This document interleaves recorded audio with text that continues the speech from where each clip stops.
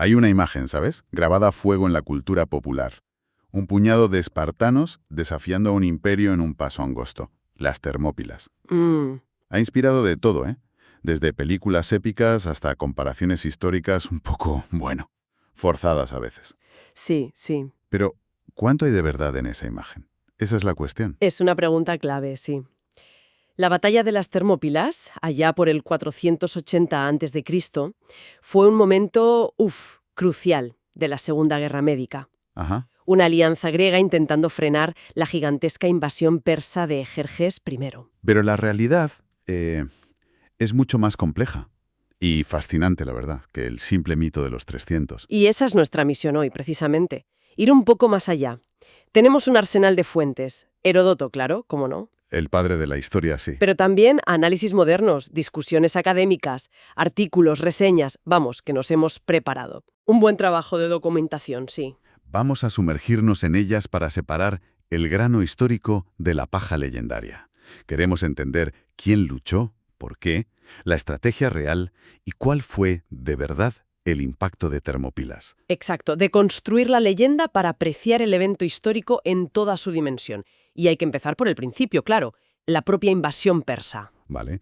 ¿Por qué Jerjes se embarcó en una empresa tan colosal? ¿Era solo una continuación de los planes de su padre, de Darío? En gran medida, sí. Darío quería castigar a Atenas y Eretria ¿Por qué a ellas concretamente? por haber apoyado la revuelta jónica años antes, ¿sabes? Un levantamiento de las ciudades griegas de Asia Menor contra el dominio persa. Ah, vale. No olvidemos que el imperio persa, aunque era, bueno, enorme, era relativamente joven y vulnerable a estas rebeliones en sus fronteras. Tenía sentido querer dar un escarmiento. Claro. Sentar un precedente. Y supongo que la expansión territorial siempre estaba sobre la mesa, ¿no? Como una opción más. Siempre. Era una oportunidad de oro para expandirse hacia Grecia. Pero el primer intento de Darío acabó, bueno, en desastre. En Maratón, en el 490 a.C. Una victoria sorprendente para los atenienses, además, que lucharon prácticamente solos, tengo entendido. Así es. Y Esparta. Se supone que eran los pesos pesados militares de Grecia. ¿Por qué no estuvieron en Maratón? ¿No les incumbía el asunto? A ver, oficialmente estaban celebrando las Carneas, un festival religioso muy importante que prohibía campañas militares en esas fechas. Ya, la excusa religiosa. Bueno, excusa o no, era una obligación importante para ellos. Pero también es cierto que Esparta tenía menos intereses directos en las colonias jónicas que Atenas. Su ausencia en Maratón fue significativa y probablemente influyó en las dinámicas posteriores entre las polis. Entiendo. O sea, que Jerjes hereda el trono y esa cuenta pendiente. Y por lo que sabemos, se lo tomó muy, muy en serio. Totalmente. Planificó una invasión a una escala, vamos, nunca vista. Años de preparativos, acumulando recursos, construyendo puentes de barcas, cavando canales. Una locura logística. Un esfuerzo descomunal, sí, interrumpido brevemente por una revuelta en Egipto que tuvo que sofocar, pero que retomó con más fuerza si cabe. Su objetivo era claro: aplastar cualquier resistencia griega, sin contemplaciones. Frente a eso, la tradicional desunión griega pues parecía una sentencia de muerte, ¿no? ¿Cómo lograron organizarse? Fue un momento crítico, sí. Atenas, muy visionaria, bajo Temístocles, llevaba años construyendo una potente flota de trirremes. Se veían venir el peligro naval persa. Exacto. Anticiparon la amenaza. Pero sabían que solos, por tierra, no podían hacer frente al poder de Jerjes. Era imposible.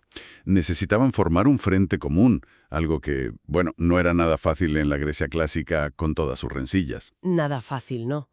La estrategia de Jerjes de pedir sumisión, tierra y agua, a muchas ciudades, pero ojo, excluyendo a Atenas y Esparta, buscaba aislarlas. Pero le salió el tiro por la culata, ¿no? Pues sí, tuvo el efecto contrario. Catalizó la unidad. En otoño del 481 a.C., en el Congreso de Corinto, unas 30 ciudades acordaron formar la Liga Helénica. Increíble. Dejaron de lado sus disputas para enfrentarse al invasor. Un hito histórico, vamos. ¿Y el liderazgo? ¿Hubo codazos ahí? ¿Quién mandaba? Sorprendentemente, se resolvió con bastante pragmatismo. Esparta, con su indiscutible prestigio militar terrestre, obtuvo el mando supremo del ejército. Lógico. Y Atenas, con su nueva y poderosa flota, pues lideraría en el mar. Una división bastante lógica de responsabilidades, la verdad. Bien, tenemos el contexto claro. Ahora vamos al meollo de la leyenda. Las fuerzas en combate. Aquí es donde la cifra 300 se vuelve problemática. Empecemos por los persas. Las fuentes antiguas dan números... Increíbles. Sí, Heródoto habla de millones. Millones, sí. Cifras que hoy consideramos, propaganda o exageraciones épicas. Los análisis modernos que se basan más en la logística. En lo que de verdad se podía mover y alimentar. Exacto. La capacidad real de abastecer a un ejército en esa época. Esos análisis son mucho más conservadores, aunque las cifras siguen siendo impresionantes para la época. ¿De qué cifras hablamos entonces? Para tener una idea realista de la escala. A ver, el consenso moderno sitúa la fuerza total de invasión de Jerjes, incluyendo ejército y flota, en algún punto entre, digamos, 150.000 y quizás 400.000 hombres. Sigue siendo una barbaridad. Una barbaridad, sí. Y para la batalla terrestre en Termópilas, se calcula que los persas podrían haber desplegado allí mismo, esperando, entre 100.000 y 200.000 efectivos. Uf. Una fuerza abrumadora para los estándares griegos. Vamos, Jerjes buscaba la victoria por pura superioridad numérica. Aplastar. Un mar de gente, literalmente. ¿Y su composición? ¿Era una fuerza homogénea o...? Todo lo contrario. Era un ejército multiétnico reclutado de todos los rincones del vasto imperio persa. Incluía unidades de élite como los famosos 10.000 inmortales. Los de las máscaras en la peli. Bueno, lo de las máscaras es más de la peli, pero sí, eran una infantería pesada de élite. Aunque, en general, mucha de la infantería persa, con escudos de mimbre y lanzas más cortas, estaba menos equipada para el combate cerrado que los hoplitas griegos. Vale, vamos al lado griego. Aquí es donde hay que desmontar el mito. Que no eran solo 300 espartanos esperando ese coloso. Para nada, para nada. Fue una fuerza de coalición desde el principio. Las estimaciones varían según la fuente, claro, pero hablamos de una fuerza inicial griega en Termópilas de entre 5.000 y quizá hasta 11.000 hombres. O sea, bastante más que 300. Bastante más, sí. Una cifra respetable, aunque minúscula comparada con la persa, obviamente. ¿Y quiénes componían esa fuerza, más allá de los famosos 300 espartiatas? A ver, el núcleo, según Heródoto, incluía a 300 espartiatas, ciudadanos hoplitas de élite.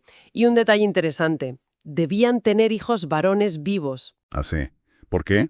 Pues muestra la preocupación espartana por la continuidad de su linaje guerrero, ¿sabes? Para que la familia no se extinguiera si morían. Curioso.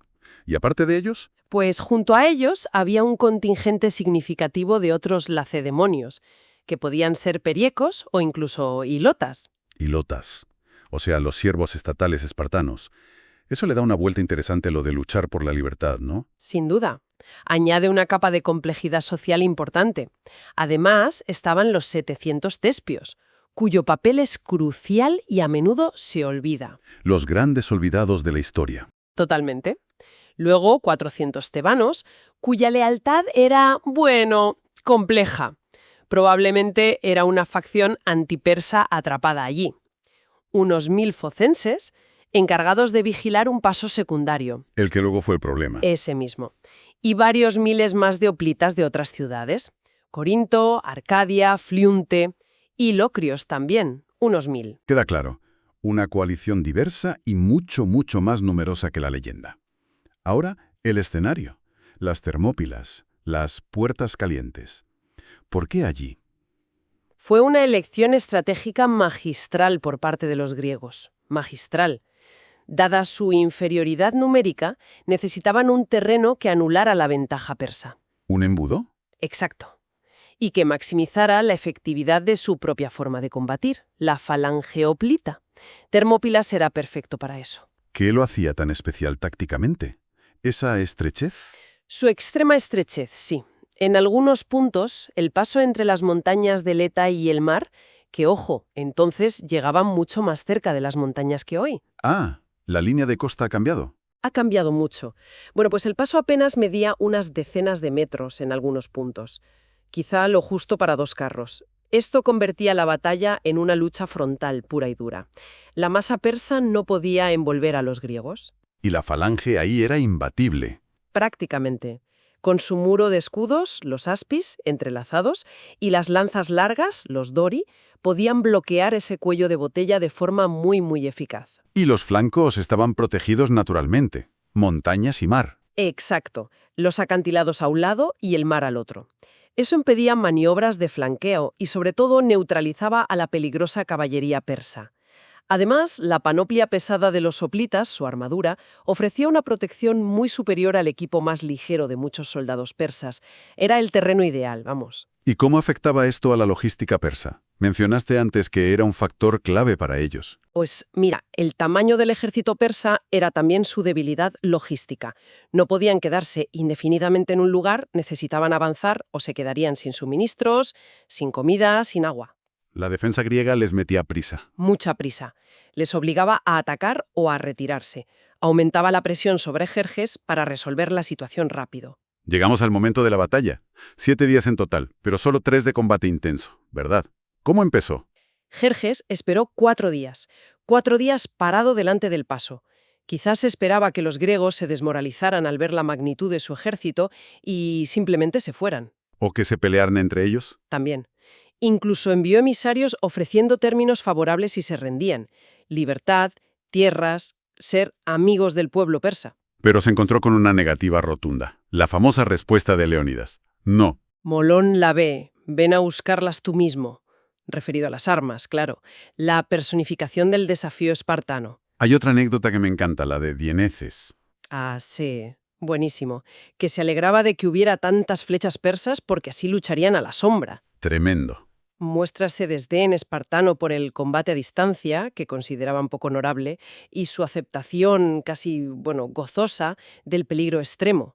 Es parte de su mentalidad. ¿Y esa preparación para la batalla, peinándose el cabello como si fueran una fiesta? Es un ritual, sí. Parte de esa disciplina mental forjada por la Goge, su brutal sistema educativo, diseñado para eliminar el miedo a la muerte y valorar el honor en combate por encima de todo. ¿Y cómo se desarrollaron los primeros días de la lucha real? ¿Funcionó la estrategia griega? Durante los días 5 y 6 funcionó a la perfección. La falange actuó como un tapón inexpugnable. Infligieron bajas terribles a los persas. ¿Se sabe cuántas? Heródoto habla de miles, quizá decenas de miles en total durante toda la batalla. Las cifras exactas son debatibles, claro, pero fueron muchísimas. Las bajas griegas, en cambio, fueron inicialmente mucho menores. ¿Usaron alguna táctica específica más allá de aguantar la línea como jabatos? Sí, rotaban las unidades para mantener frescos a los hombres en primera línea. Estaban, como dice Heródoto, cansados de matar. ¡Qué frase! Impresionante, e incluso menciona una táctica muy ingeniosa: fintas de retirada. Hacían como que huían. ¿Para atraerlos? Exacto, para atraer a los persas al paso estrecho, en desorden, persiguiéndolos, y entonces, ¡zas!, se daban la vuelta y los masacraban cuando habían roto filas. Astuto. Pero esta defensa heroica tenía un punto débil. Siempre hay uno. La traición. El talón de Aquiles de la posición, sí. En la noche del 6º al 7º día, un lugareño, Efialtes, El famoso Efialtes. reveló a Jerjes la existencia de un sendero de montaña, la senda Anopea, que rodeaba el paso, el camino de las cabras. ¿Y nadie vigilaba ese sendero? Habías dicho que estaban los foquenses. Sí, los 1000 foquenses estaban apostados allí, pero al amanecer fueron sorprendidos por la avanzadilla persa liderada por Hidarnes, posiblemente con los inmortales. Hubo confusión. ¿Qué pasó? Los foquenses, quizá por el ruido de las hojas secas o por simple sorpresa, creyeron ser el objetivo principal del ataque. Se retiraron a una colina cercana para organizar una defensa. ¿Y los persas? Los persas, que lo que querían era rodear a Leónidas cuanto antes, no se detuvieron a eliminarlos. Los hostigaron con flechas, pero siguieron su camino ladera abajo. Entonces Leónidas se entera. Le llegan noticias de que los persas están bajando por la retaguardia. La posición es insostenible. Correcto. Le avisan los vigías o desertores persas. Las fuentes varían. Y toma una decisión trascendental. Ordena la retirada de la mayor parte del contingente aliado. Para salvarlos.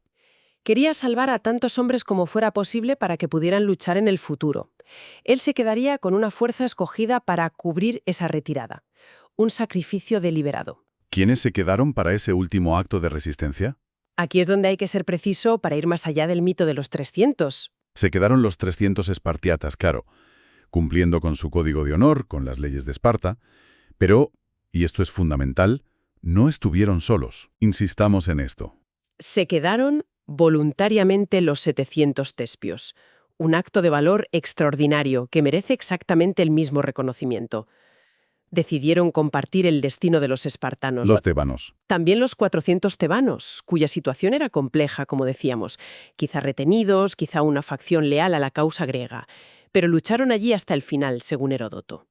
Quizá algunos otros grupos menores también permanecieron. O sea, una última resistencia de bastante más de 1000 hombres, no solo 300 espartanos. Efectivamente, más cerca de 1400, quizá más. Se replegaron a una pequeña colina dentro del paso, el lugar donde luego se encontraron las puntas de flecha persas, y lucharon rodeados hasta el último hombre. Leónidas cayó allí. Cayó en combate, sí. Los persas recuperaron su cuerpo tras una lucha feroz. Las bajas griegas totales en la batalla, sumando los 3 días, se estiman en unas 2000, si consideramos que la mayoría de los focenses que se retiraron a la colina sobrevivieron. Fue una victoria persa sin duda. Controlaron el paso. Pero a un coste altísimo en hombres y, supongo, en moral.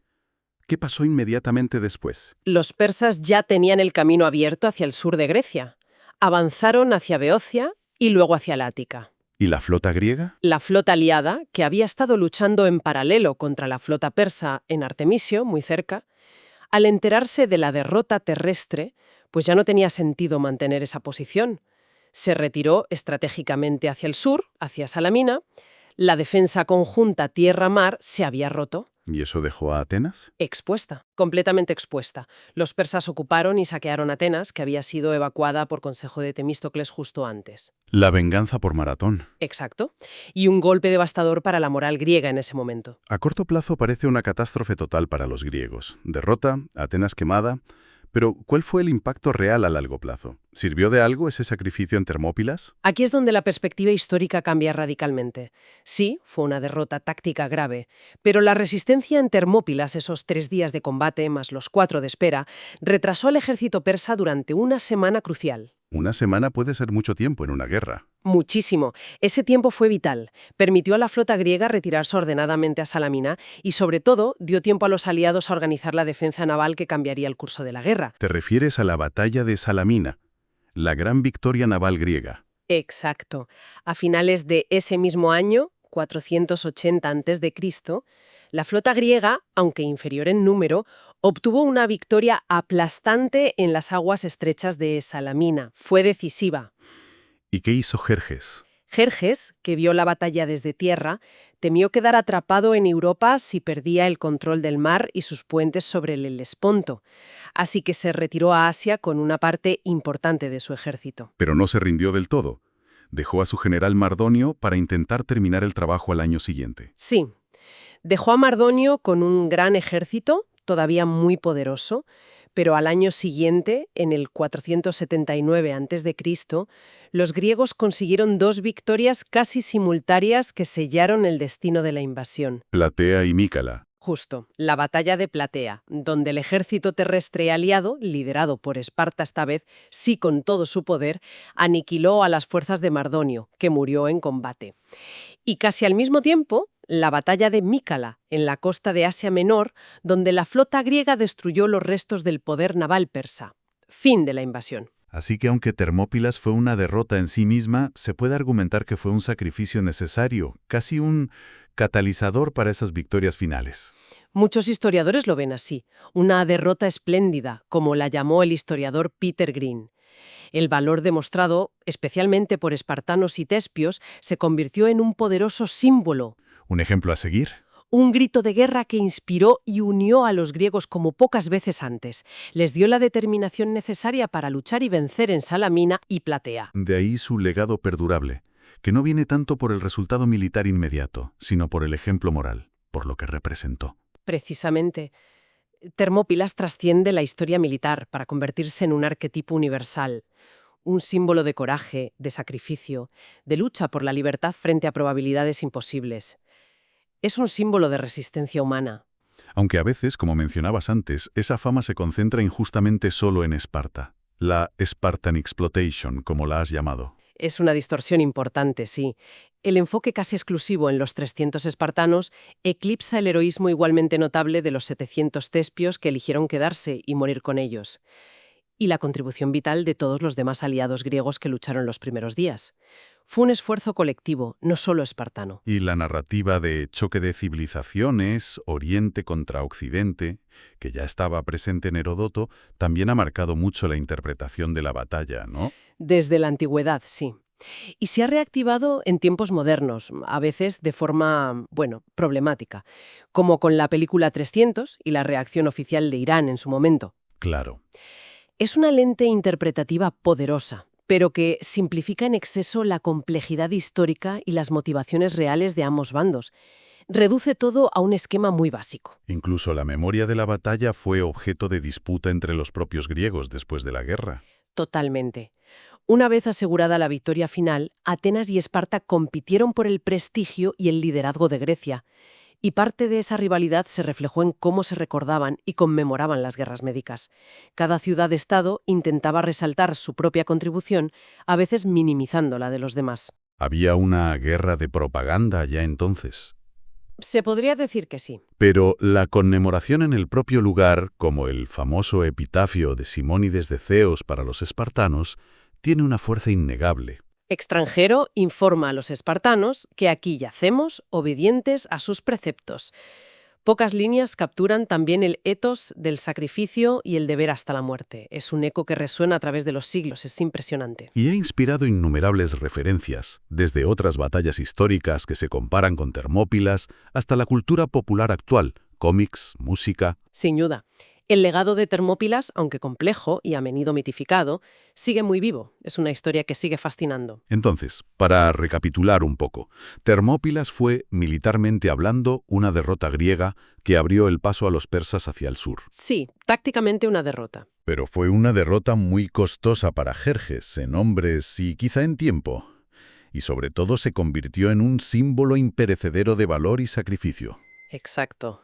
Hay que recordar que la batalla la libró una coalición griega, mucho más numerosa y diversa que solo 300 espartanos. Fundamental recordarlo.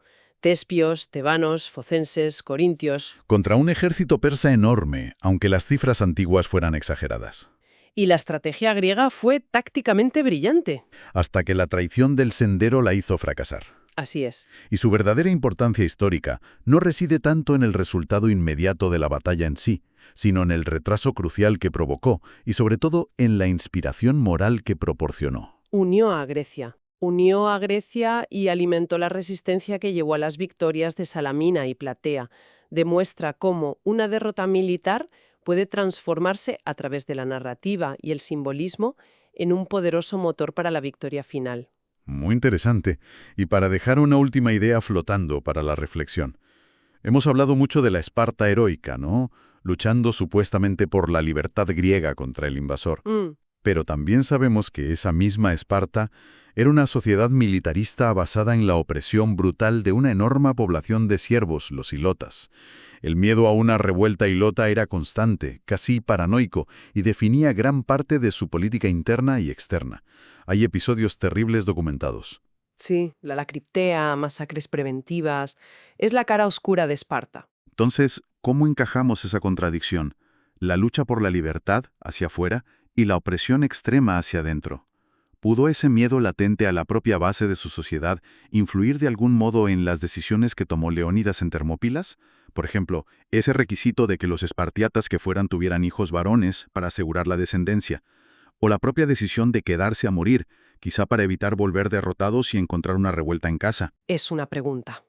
Incómoda, pero muy necesaria. Nos obliga a mirar más allá de la fachada heroica, del mito, a considerar las tensiones y contradicciones internas de las sociedades antiguas, incluida la griega. El heroísmo y la opresión, la libertad y la esclavitud, a menudo coexisten de formas muy complejas y difíciles de asumir. No es una imagen en blanco y negro. Para nada.